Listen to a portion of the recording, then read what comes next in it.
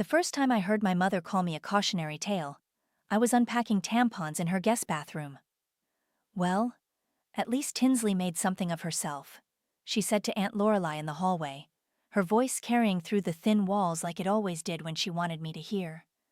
Kira had it all and just threw it away. I stared at my reflection in the mirror. 36 years old, dark circles under my eyes, wearing a Target t-shirt that cost less than the toilet paper in my old penthouse. My name is Kira, and 6 months ago I was married to one of the wealthiest men in the state. Now I was sleeping in a twin bed with a frozen comforter because my mother hadn't bothered to update the guest room since 2015. I twisted the faucet harder than necessary and splashed cold water on my face. The dinner that night was exactly what I expected. Mom had invited the whole family over to support me through this difficult time, which really meant parade me around as an example of what happens when you disappoint everyone. Tinsley arrived first, her blonde hair perfectly curled, wearing a dress that probably cost more than my entire suitcase. She hugged me with all the warmth of a mannequin. "Oh, Kira, you look tired." She pulled back, examining my face. "Have you thought about Botox? I know a great place." "I've thought about a lot of things," I said, smiling. My cousin Samantha didn't even show up. Sent a text saying she had a conflict. We used to be close, summer camp close, share your secrets close. But the second Donovan and I separated, she vanished like smoke. Aunt Lorelei made her entrance during the salad course, dripping in pearls and judgment. She kissed the air near my cheeks and settled into her chair like a queen on a throne. "Kira, darling, we've all been so worried about you." Her eyes scanned me from head to toe. "Living here with your mother. No job. No prospects. I'm figuring things out," I said quietly. "Of course you are." She patted my hand, "which is why I've taken the liberty of arranging a little date for you. Nothing serious, just dinner. His name is Collins. He works at the Riverside Grill. Lovely boy, very humble." Tinsley nearly choked on her wine. "Mom, did she just set Kira up with a busboy?" "A server," Lorelei corrected. "And there's no shame in honest work. Kira needs to adjust her expectations. She's not exactly a catch anymore, is she?" The table went silent. Mom looked down at her plate. Tinsley's mouth twitched with barely contained laughter. I took a slow sip of water, letting the moment stretch. Then I smiled, the same smile I'd perfected during 5 years of charity galas with Donovan's business partners. "That's so thoughtful of you, Aunt Lorelei. Really, I'd love to meet him." Her eyebrows shot up. She'd expected a fight, maybe tears, not gratitude. "Oh, well, good." Saturday at 7 then.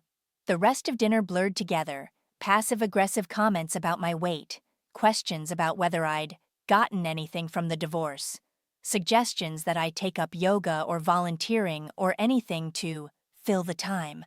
I nodded and smiled and said very little, because here's what they didn't know. I got everything from the divorce. Every single thing. Donovan thought he was so smart, hiding assets, threatening me with lawyers, telling me I'd leave with nothing but the clothes on my back. But he underestimated 2 things: how much I'd learned watching him operate for 5 years, and how thoroughly I'd documented every shady deal, every mistress, every tax dodge. My lawyer, a shark in a pencil skirt, had eaten him alive. The settlement was enough to buy this entire neighborhood twice over. But I wasn't ready to show that hand yet. After dinner, I helped Mom clear the dishes. Through the kitchen window, I saw it. A for sale sign being hammered into the lawn of the mansion 3 houses down. The white colonial with the wraparound porch and the garden that looked like something out of a magazine. Mom had talked about that house for 20 years, called it her dream home. Said if she ever won the lottery, that's where she'd live. I dried my hands on a dish towel and pulled out my phone. Time to make a call. Max's office smelled like old books and coffee. He looked up from his desk when I walked in, his reading glasses sliding down his nose. "Kira Howard, haven't seen you since high school." Graduation. You wore a bow tie. He laughed, taking off the glasses. Still do sometimes. What can I do for you? I slid a folder across his desk. The mansion on Elmwood. I want to buy it, cash, anonymously. His eyebrows went up. Anonymously? Through an LLC. I don't want anyone knowing it's me until the papers are signed. He opened the folder, scanned the documents, then looked at me differently. This is a serious offer. I'm a serious person. I can see that. He leaned back in his chair. When do you want to view it? Tomorrow. Early. Before my family wakes up. The house was even better than I remembered. Hardwood floors, crown molding, a kitchen that could have been in a magazine. Max walked through each room with me, pointing out details, but I barely heard him. I was too busy imagining my mother's face when she found out. The owner's motivated, Max said. Going through a divorce, actually. Wants it sold fast. Ironic, isn't it? He smiled, and I noticed the way his eyes crinkled at the corners. So what do you think? I'll take it. Don't you want to? I'll take it. He studied me for a moment. Okay then. I'll draw up the papers. Saturday came too fast. Tinsley called 3 times that morning, each message more gleeful than the last. Have fun on your date with the help. Don't forget to tip him. Mom wants pictures. I wore jeans and a simple blouse, nothing fancy.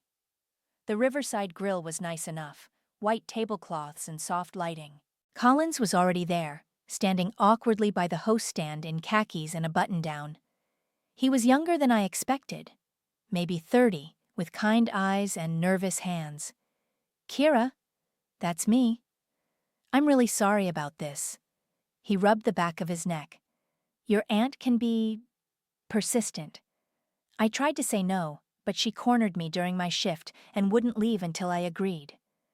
I laughed, actually laughed. She does that. We sat down, and the first 10 minutes were painful small talk. But then he mentioned a book I'd read, and suddenly we were talking about everything: philosophy, travel, why people stay in situations that hurt them. I used to work in finance, he said, cutting into his steak. Made 6 figures, had the corner office, the whole thing. Then my dad got sick, and I realized I was spending 60 hours a week making rich people richer while my family needed me. So I quit. Just like that? Just like that. Now I work here, take care of my dad, and actually sleep at night. He looked at me. People think I'm crazy. People think a lot of things. What do they think about you? I took a sip of wine. That I'm a failure. That I threw away a good thing. That I should be grateful for whatever scraps I can get. And what do you think? I think they have no idea what they're talking about. He smiled. I like you, Kira. You're not what I expected. Neither are you. When I got home, Mom was waiting in the living room with Tinsley. So? Tinsley leaned forward. How was your little date? Nice? Nice? She laughed. Come on, you can tell us. Was it awkward? Did he ask you to pay? He was interesting, smart, kind. Mom frowned. Don't get any ideas, Kira. He's not suitable.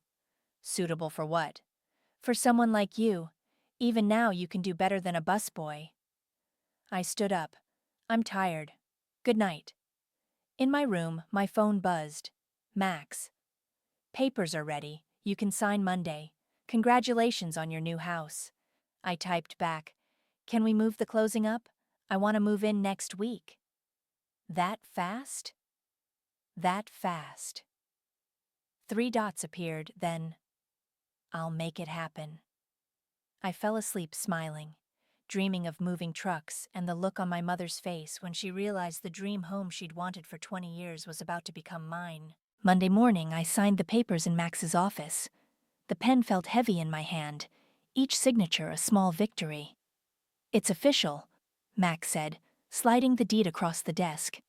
You're a homeowner. I picked it up, ran my fingers over my name. Thank you. Kira? He hesitated. Why anonymously? Why not just tell them? I looked up at him. Because the best revenge is the kind they never see coming. His expression shifted, something between concern and admiration. Just be careful. Revenge has a way of burning everyone. Good thing I'm fireproof. The moving trucks were scheduled for Friday. Friday morning, I woke up at 5 and put on the outfit I'd been saving. Cream silk blouse, tailored black pants, and the Louboutins I'd hidden in the back of my closet. My hair was professionally blown out the day before. I looked like money. The moving trucks arrived at 7. I pulled up in the red convertible I'd bought 2 days ago, used but pristine, and parked right in front of the mansion. The movers started unloading, a leather sectional, marble coffee table, original artwork still in bubble wrap. Mom's curtains twitched across the street.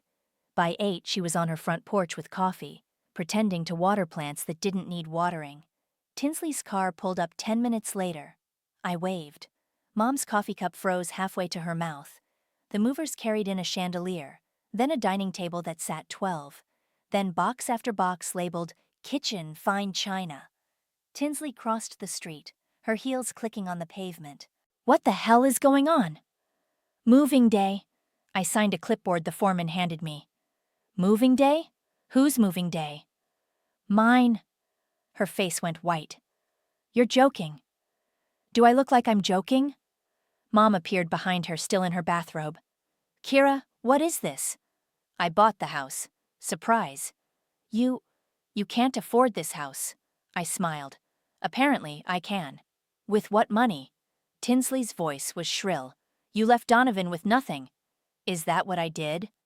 A mover walked past carrying a mirror that probably cost more than Tinsley's car. She stared at it, then at me, her mouth opening and closing like a fish. This isn't possible, Mom whispered. And yet, I gestured at the trucks. Here we are. Did Donovan give you this? Did you go back to him? God, no. The settlement was generous. Tinsley's face turned red. You lied to us. I didn't lie. I just didn't correct your assumptions. You let us think you were broke. You wanted to think I was broke. I just let you. Mom grabbed my arm. Kira, people will talk. What will they think? That I'm doing better than they expected. Isn't that what you wanted? She dropped my hand like it burned her. By noon, the trucks were empty and my house was full. I'd hired an interior designer to stage everything perfectly. It looked like a spread from Architectural Digest. I sent a text to the family group chat. Tea at my place. 3 p.m. Everyone's invited. Tinsley replied immediately. We're busy. I wrote back, no you're not. They came, all of them. Mom, Tinsley, Aunt Lorelei, even Tinsley's daughter Olive, who was 14 and wide-eyed. I opened the door in a cashmere sweater and smiled. Welcome. Lorelei walked in first, her eyes scanning everything. Well, this is unexpected, isn't it? The living room was perfect. Soft lighting, fresh flowers, a tray of expensive cookies I hadn't baked. They sat on my furniture like they were afraid to touch anything. So, Tinsley said, her voice tight, you've been playing poor this whole time. I've been being quiet. Why? Mom's hands twisted in her lap. Why would you do this? Do what? Buy a house? Humiliate us. How does me buying a house humiliate you? She couldn't answer that. Olive got up and walked to the window. This view is amazing. You can see the whole neighborhood.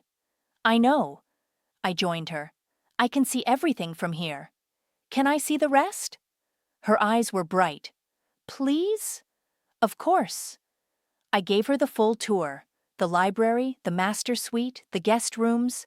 She touched everything gently, like it might disappear. Aunt Kira, this is like a castle. It's just a house, sweetie. No.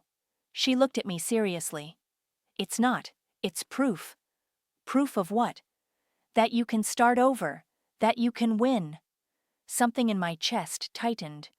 Yeah, I guess it is. Downstairs, I could hear Tinsley and Mom arguing in hushed voices. Lorelai was probably cataloging everything to report back to her bridge club. When Olive and I came back down, they all stood up at once. We should go, Mom said stiffly. Already? Yes. This was enlightening. They filed out, none of them meeting my eyes except Olive, who hugged me at the door. I think you're amazing, she whispered. After they left, I walked through my empty house, my heels echoing on the hardwood. In the office, I noticed something. A drawer in the built-in desk slightly open. I pulled it out fully. Inside was a letter, yellowed with age, addressed to no one. I unfolded it carefully. To whoever finds this, my son is not the man I raised him to be. If you're reading this, I'm likely gone, and you've likely suffered for it. I'm sorry. I should have stopped him. I should have warned her. The girl with the dark eyes who thought she was marrying for love. I saw what he was doing. I said nothing. That silence is my greatest shame. The signature at the bottom made my hands shake. Robert Kent, Donovan's father. I called Max at midnight. Do you know what time it is? His voice was rough with sleep. Robert Kent owned this house. Silence. Then, Donovan's father? There's a letter. He knew. He knew what Donovan was, and he tried to warn me, but I never got it because he died before. My voice cracked. Max, Donovan didn't marry me for love. He married me for status. His father figured it out. I'm coming over. It's midnight. I'm coming over. He arrived 20 minutes later in sweatpants and a jacket, his hair sticking up. I handed him the letter the second he walked in. He read it twice, his jaw tightening. This changes things. How? Robert sold this house 6 months before he died. Sold it way below market value to a friend. If Donovan finds out you own it... He looked up. This was his childhood home, Kira. His inheritance. Good. Good? Max set the letter down. He's going to lose his mind. Let him. You're playing with fire. I've been burned before. I'm not afraid of heat. He studied me for a long moment. No. I don't think you are. The next morning, Mom called. Her voice was different, lighter, friendlier. Kira, honey, I was thinking, the garden club is having their annual luncheon next week. Would you like to come? As my guest? The garden club that rejected my membership application 5 years ago? That was a misunderstanding. Was it? Kira, please. I think it would be good for you. Good for us. I let the silence stretch. I'll think about it. Wonderful. And maybe you could host our book club next month?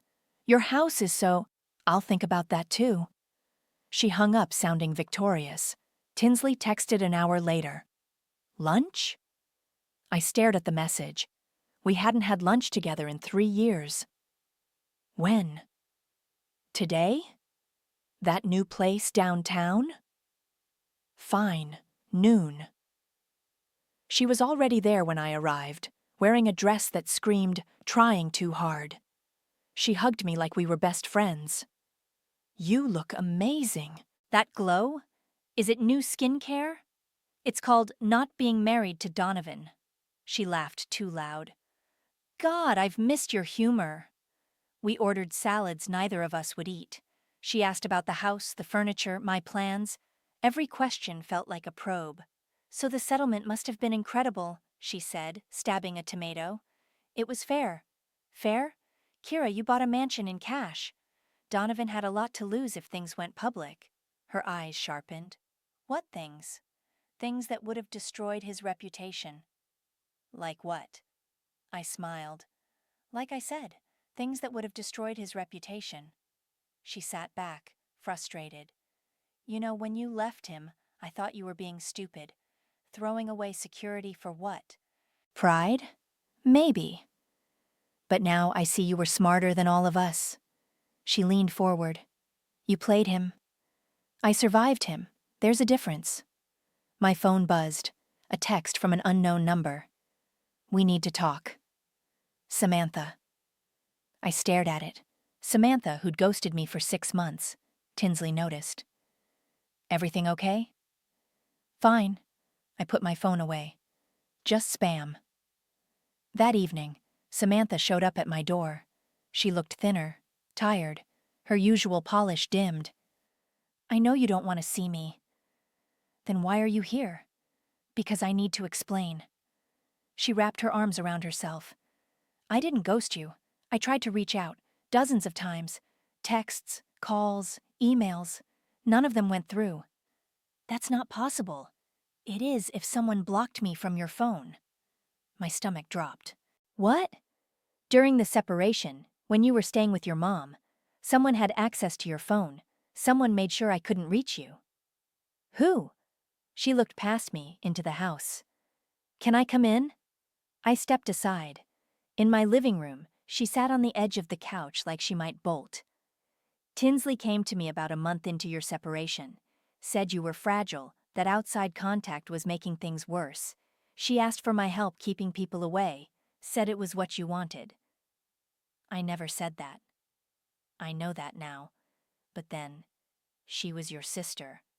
I believed her. Why are you telling me this now? Because last week, I saw her with Philip at a coffee shop. They were looking at bank statements. Your bank statements, Kira. The room tilted. How would they have my... I don't know, but I took a picture. She pulled out her phone, showed me. There was Tinsley, clear as day, pointing at a laptop screen showing my settlement account. My hands started shaking. There's more, Samantha whispered. I think they've been stealing from you. I called my bank at 8 the next morning. The representative put me on hold 3 times before finally confirming what I already knew. Yes, Miss Howard, there have been several unauthorized access attempts on your account. We flagged them, but someone with your security information tried to transfer funds twice in the past month. How much? $50,000 the first time, $75,000 the second. Both were blocked by our fraud detection. My vision blurred. Can you trace where the attempts came from? I can send you the IP addresses and device information. Do it. The email arrived 10 minutes later. Max came over within the hour, his laptop under his arm. Show me. He pulled up the information, his fingers flying across the keyboard. This IP address, it's registered to a home network in this zip code. He looked up. Do you know where Tinsley lives? Maple Street. He typed more. That's the address. I stood up, grabbed my keys. Kira, wait. No. At least let me come with you. Fine.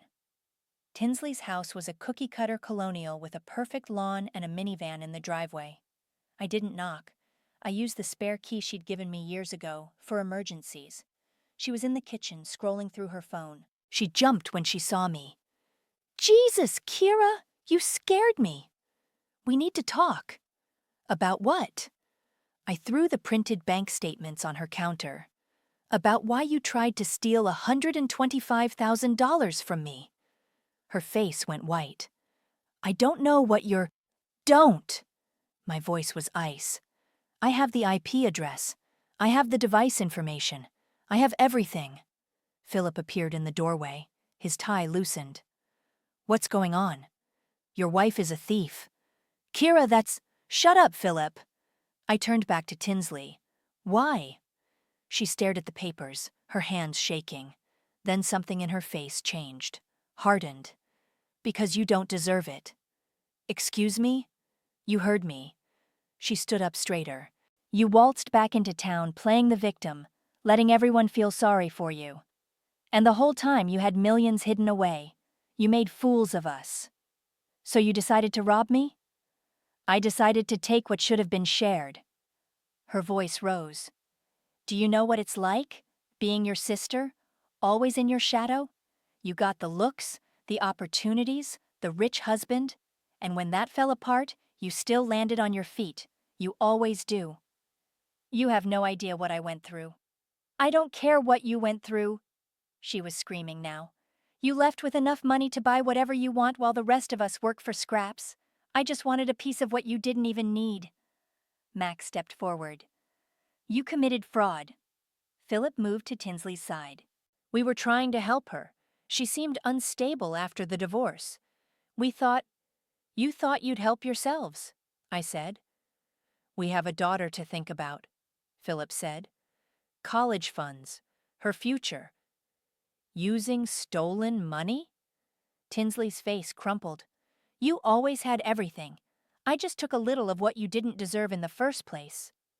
Didn't deserve? My voice dropped. You have no idea what I did to earn that money. What I survived, what I documented, what I endured. Oh, please. You married a rich man and got a payout. That's not surviving, that's… He hit me. The words came out flat. Multiple times.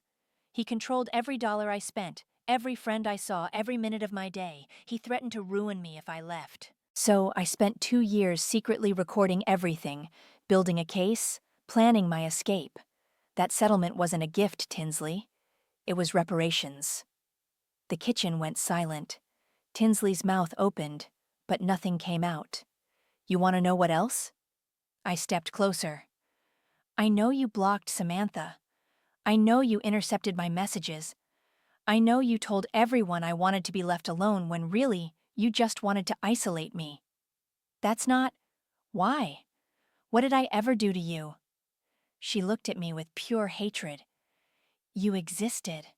The words hung in the air like poison. Tinsley, Philip whispered. No. She shook her head. I'm done pretending. She wants the truth? Fine, I've hated you since we were kids. Perfect Kira, smart Kira, everyone's favorite. And even when you married that monster, even when your life fell apart, you still came out winning. You always win. Then you don't know me at all. I know enough. She crossed her arms. What are you going to do? Call the police? Ruin your own sister? I looked at her, really looked at her, and saw a stranger. No, I'm going to let you live with what you've done. But we're finished. You, Philip, all of it. Done. I turned to leave. Kira, wait, Philip started. One more thing, I said without turning around. Stay away from my money. Stay away from my house. Stay away from me. Outside, Max was waiting by his car. You okay? No, but I will be. My phone rang. Unknown number. I answered. Hello? Hello, Kira. Donovan's voice slithered through the speaker. I'm in town. We need to talk about what you took from me. He was standing on my porch when I got home. Same expensive suit, same practiced smile, same eyes that used to make me flinch. Nice house, Donovan said. Looks familiar. Get off my property. Our property, technically. He leaned against the railing like he owned it.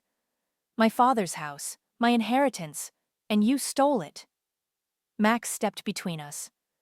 She bought it legally. Donovan's eyes flicked to him. And you are? Her lawyer. How convenient. He turned back to me. We need to talk, privately. Anything you say to her, you say in front of me, Max said. Donovan smiled. Still need a man to protect you, Kira? Some things never change. You have 30 seconds before I call the police. For what? Standing on a porch? Having a conversation? He straightened his tie. I'm here to make you an offer. Sell me the house. I'll pay double what you paid. No. Triple. No. His jaw tightened. This house belongs in my family. Your father sold it. It stopped being yours the day he signed those papers. My father was dying and not thinking clearly. That sale should never have happened. Max pulled out his phone. I have the documentation right here. The sale was legal, witnessed, and notarized. Your father was of sound mind, confirmed by 2 doctors. I'll sue. Go ahead, I said. I have better lawyers than you now. Something dark flashed across Donovan's face. You think you've won. You think because you got some money and bought a house that you're free of me. But you're not. You'll never be free of me. Is that a threat? It's a fact. He stepped closer. Max moved to block him, but I put a hand on his arm. Let him talk. Donovan's smile widened. I made you, Kira. You were nobody before me. A small-town girl with big dreams and no way to achieve them. I gave you everything: status, money, a life people envied. And you threw it away because what? I wasn't nice enough? I didn't worship you?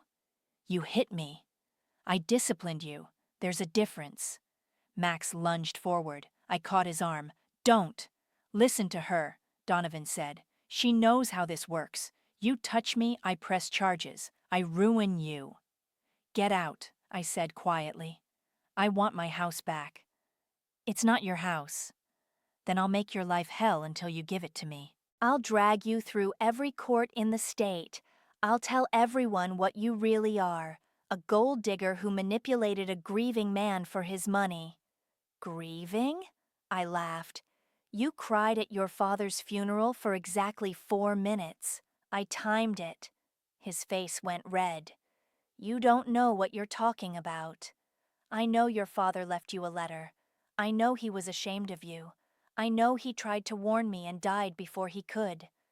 That's a lie. I pulled the letter from my pocket, unfolded it. Want to read it? Or should I read it to you? He snatched it from my hands, his eyes scanning the words. With each line, his face got paler. Where did you get this? Your father left it, in the house, for whoever came after him. He crumpled the letter in his fist. This doesn't mean anything. It means everything. It means he saw what you are. It means even your own father knew you were poison. Shut up. It means I wasn't crazy. I wasn't weak. I was surviving a man even his own father couldn't love. Shut up! Get off my property, Donovan, and don't come back. He threw the letter at my feet. This isn't over. Yes, it is. He stormed to his car, tires squealing as he drove away. Max picked up the letter, smoothing it carefully. You okay? I'm better than okay. I took the letter back. I'm done being afraid of him. He's going to come after you. Let him try. That night, I made a decision. Mom had been begging me to host her garden club luncheon. I'd been putting her off, making excuses. I called her. Mom, about that luncheon.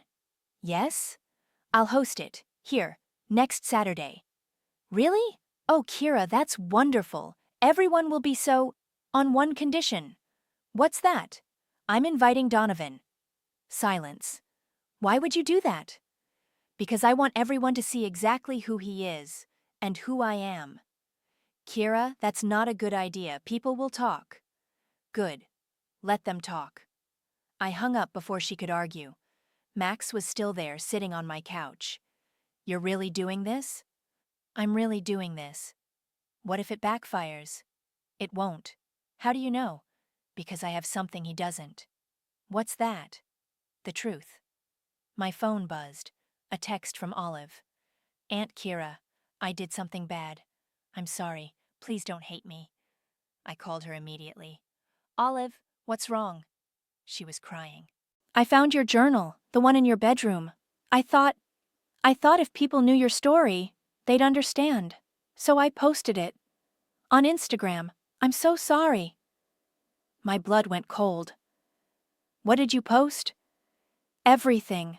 About Uncle Donovan, about the abuse, about how you escaped. I thought I was helping, but now everyone's calling and Mom is screaming and... Olive, breathe. It's okay. It's not okay. I ruined everything. No, sweetie. You didn't ruin anything. I looked at Max, who was already pulling up Instagram on his phone. You just changed the timeline. The post had 12,000 shares by morning. My phone wouldn't stop ringing. Messages flooded in, some supportive, some vicious, all of them demanding answers. Mom called 6 times before I finally picked up. Take it down. I can't. Olive posted it. Then make her take it down. Do you have any idea what this is doing to our family? Our family? Or your reputation?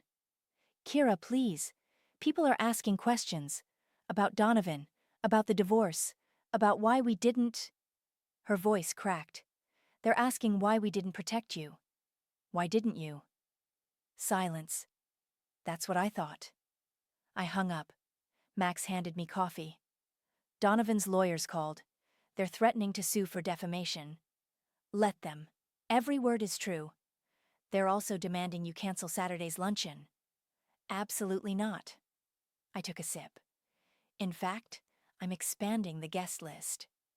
By Wednesday, the whole town knew. The grocery store went quiet when I walked in. Women whispered behind their hands. One older lady touched my arm and said, "I'm sorry, dear. We should have known." Samantha showed up at my door that afternoon with wine and takeout. "I figured you could use a friend. I could use an army." She smiled. "Then let's build one." We spent the evening going through my journal. The real one, not the excerpts Olive had posted. Every incident documented, every bruise photographed, every threat recorded. "This is evidence," Samantha said. "This is airtight." "I know." "So why didn't you use it before? Why settle quietly?" "Because I wanted out more than I wanted revenge. But now?" I looked at the stack of papers. Now he came back. Now he threatened me. Now it's different. Thursday, Tinsley showed up. She looked like she hadn't slept. "Can we talk?" "No." "Kira, please. I know I messed up. I know I hurt you. But Olive is devastated. She thinks she ruined your life." "She didn't."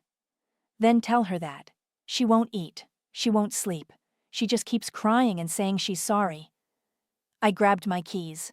"Where is she?" Olive was in her room, curled up on her bed. When she saw me, she burst into tears. "I'm so sorry. I'm so sorry." I sat down next to her, pulled her into a hug. "Hey, look at me." She lifted her tear-stained face. "You didn't do anything wrong. I posted your private journal. You told the truth. That's never wrong. But everyone's talking. They're saying horrible things about you, about Uncle Donovan, about our family. Let them talk. The truth needed to come out eventually. You just sped up the process. You're not mad?" "I'm not mad." She hugged me tighter. "I love you, Aunt Kira." "I love you too, kid." Saturday arrived like a storm. The caterers came at 9, the florist at 10. By noon, my house looked like something from a magazine. White linens, fresh flowers, champagne on ice. The garden club ladies arrived first, their eyes darting around like they were cataloging everything. Mom came with them, her smile tight and fake. "Kira, darling, everything looks lovely." "Thanks." Aunt Lorelei swept in wearing enough jewelry to fund a small country. "Well, this is quite the setup. I suppose we should thank you for your hospitality." "You're welcome." Collins arrived next. I'd invited him personally. He looked uncomfortable in a button-down, but he smiled when he saw me. "Wasn't sure if you were serious about the invitation." "Dead serious. Stay close. This is gonna get interesting." At 1 o'clock, Donovan's car pulled up. The room went silent. He walked in like he owned the place, his lawyer trailing behind him. Every eye turned to watch. "Kira," he smiled. "Thank you for the invitation." "Wouldn't miss it." I waited until everyone had a drink, until they were all settled and comfortable and trapped. Then I stood up. "I want to thank you all for coming today. I know there's been a lot of talk this week, a lot of speculation, so I thought it was time to clear the air." Mom's face went white. "Kira, don't." Donovan hit me. My voice carried across the room. Multiple times. He controlled my money, my friends, my life. He threatened to destroy me if I left, and when I finally did, he tried to take everything I'd earned. Gasps rippled through the crowd. Donovan stood up. "This is slander. It's documented." I pulled out a folder. Photos, medical records, police reports I filed and then withdrew because he threatened me. Voice recordings, text messages, 5 years of evidence. His lawyer whispered something in his ear. "And you?" I turned to Tinsley. "You tried to steal from me. You isolated me. You turned my family against me because you were jealous." Tinsley's face crumpled. "And Mom." I looked at her. You knew. Maybe not everything, but enough. And you chose your reputation over your daughter. That's not fair, she whispered. Fair? I laughed. Nothing about this is fair.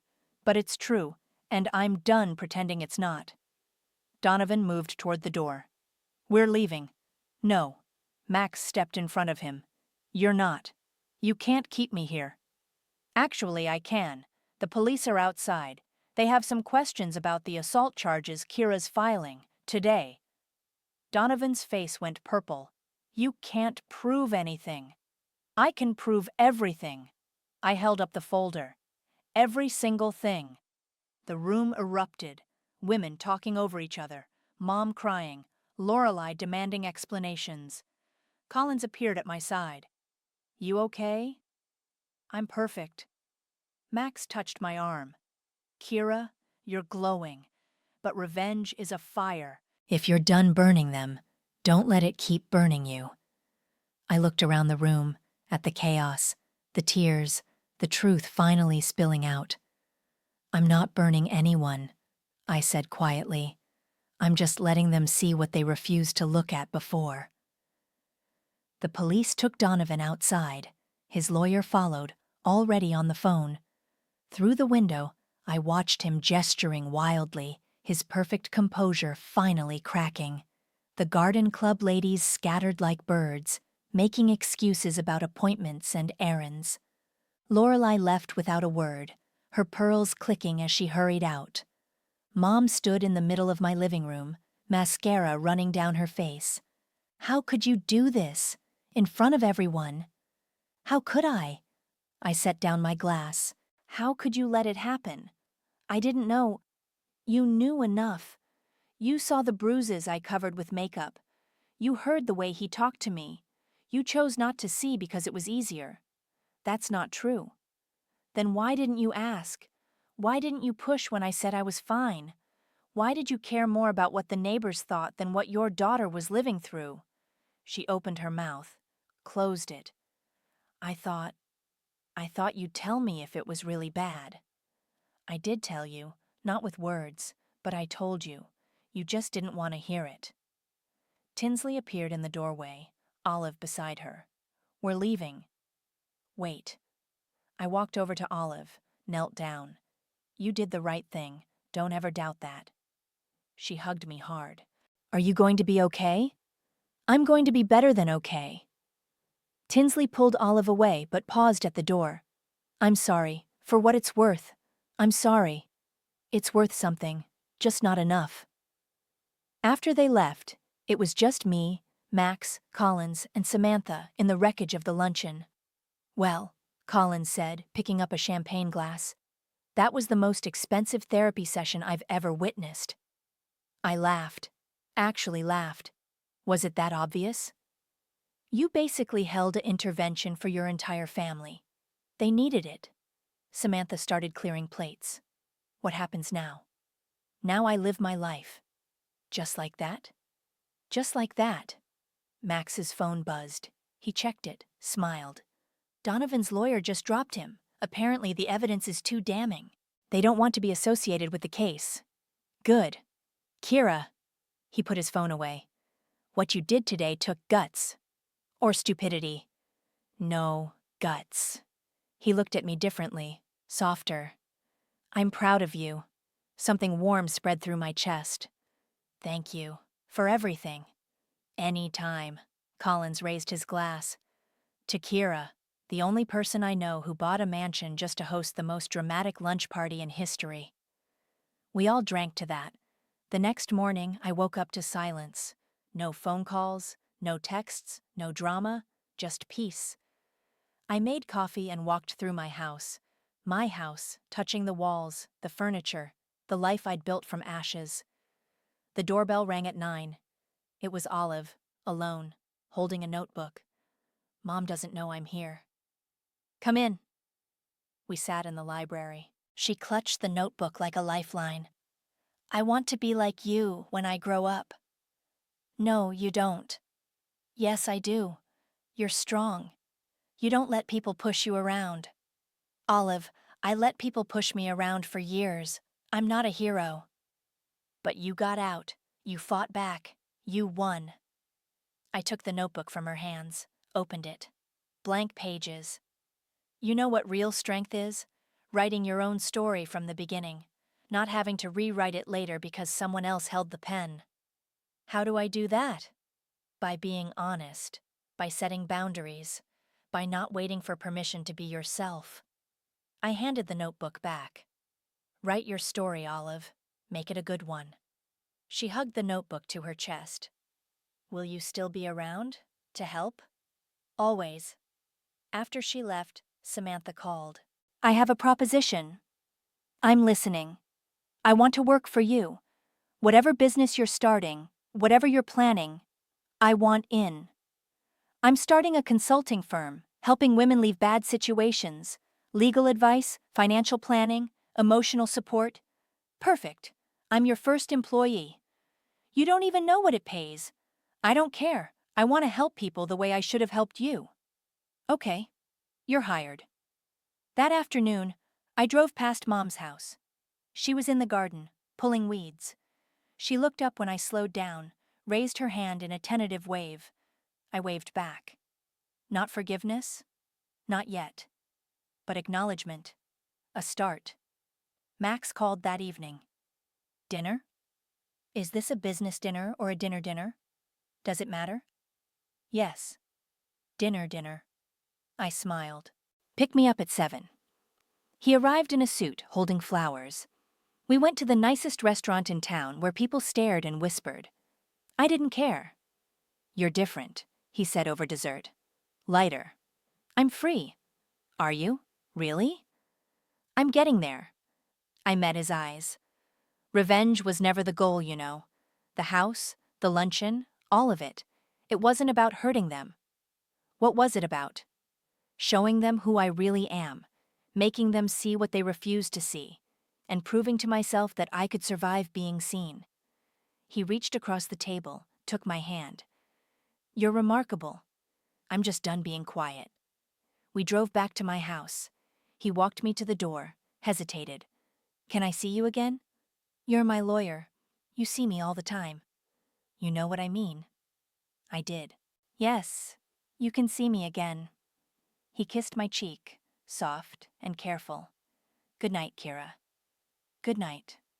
Inside, I walked through my mansion, every room a testament to survival, every corner a victory.